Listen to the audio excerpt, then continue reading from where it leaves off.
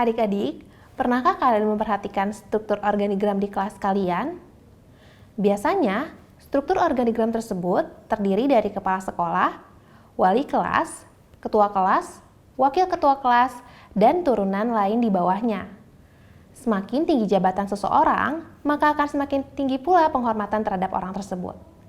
Hal inilah yang dinamakan dengan stratifikasi sosial. Untuk memahami lebih lanjut terkait dengan materi tersebut, mari kita bahas bersama-sama dalam video pembelajaran berikut ini.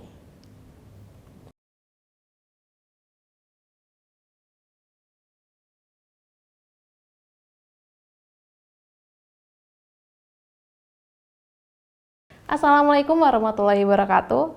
Halo semua, bersama aku Anzani Mutiara. Pada video kali ini, kita akan belajar tentang bentuk-bentuk stratifikasi sosial. Pada video sebelumnya, kita telah membahas tentang pengertian dan bentuk-bentuk dari struktur sosial.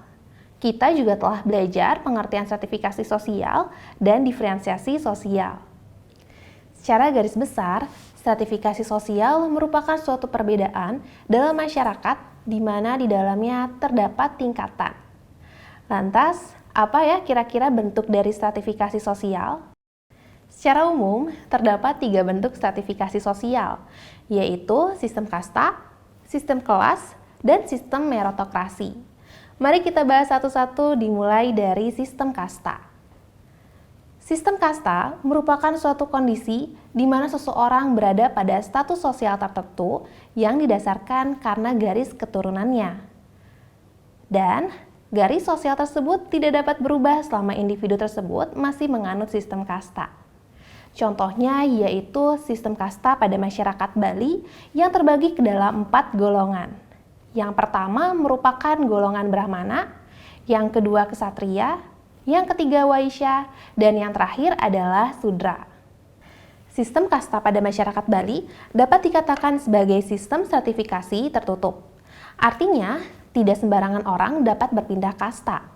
Jika individu tersebut terlahir dari golongan Waisya, maka kelak individu itu akan tetap berada pada golongan Waisya, tidak dapat pindah ke dalam golongan Brahmana ataupun ke dalam golongan Sudra. Pada umumnya, sistem kasta ini lebih menjunjung tinggi kepada takdir yang diberikan oleh Tuhan, ketimbang dari usahanya sendiri. Kemudian yang kedua yaitu sistem kelas. Sistem kelas terdiri atas sekumpulan orang yang mempunyai status yang sama dengan parameter strata dari kekayaan yang dimilikinya, pendidikan, pendapatan, dan pekerjaan.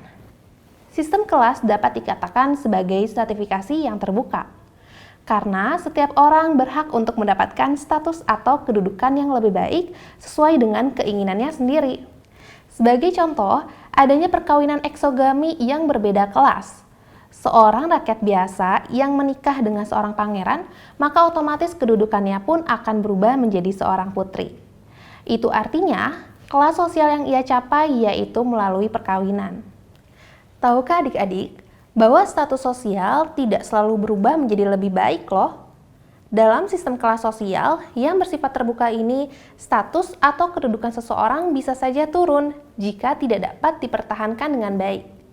Misalnya, seorang individu yang selalu mendapat ranking 1 di kelasnya merasa paling pintar tapi tidak berusaha untuk mempertahankan peringkatnya itu, maka sewaktu-waktu individu tersebut harus merelakan posisinya digantikan oleh orang lain. Dan yang terakhir adalah sistem meritokrasi. Meritokrasi ini artinya adalah mereka percaya bahwa status seseorang dapat diperoleh melalui usaha atau kerja keras yang dilakukan oleh seorang individu. Bentuk dari stratifikasi ini juga bersifat terbuka, karena selama individu tersebut mau berusaha, maka individu tersebut dapat berpindah status sesuai dengan apa yang dikehendakinya. Contohnya adalah ketika kamu ingin menjadi seorang dokter, maka kamu harus berusaha keras untuk mencapai cita-cita tersebut, misalnya dengan cara belajar yang giat. Nah, itu tadi merupakan 3 bentuk dari stratifikasi sosial. Setelah adik-adik mengenal bentuk-bentuk tersebut, apakah kamu penasaran fungsi dari stratifikasi sosial itu kira-kira apa ya? Selain sebagai pembeda antara individu satu dengan individu yang lainnya, stratifikasi ini juga mempunyai beberapa fungsi.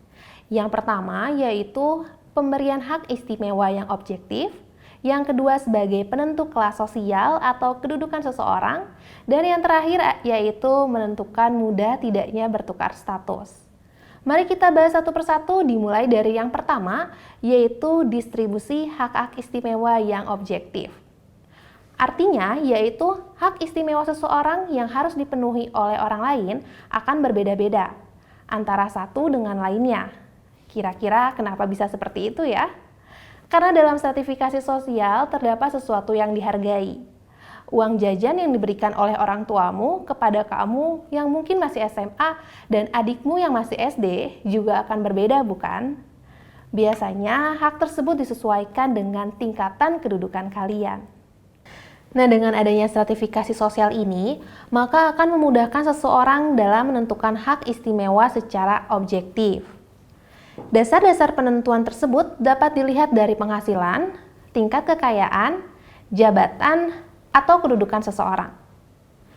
Yang kedua adalah sebagai penentu kelas sosial atau kedudukan seseorang. Jadi, setiap anggota masyarakat akan ditempatkan pada status atau lapisan tertentu berdasarkan kriteria-kriteria yang ada, mulai dari lapisan paling atas hingga lapisan yang paling bawah. Yang ketiga adalah menentukan mudah tidaknya bertukar status. Secara tidak langsung, stratifikasi juga sebetulnya dapat mendorong individu lain untuk bisa memperoleh kedudukan yang diinginkannya menjadi lebih baik lagi. Nah, adik-adik, itu tadi merupakan 3 fungsi dalam stratifikasi sosial. Mungkin cukup sekian yang bisa disampaikan.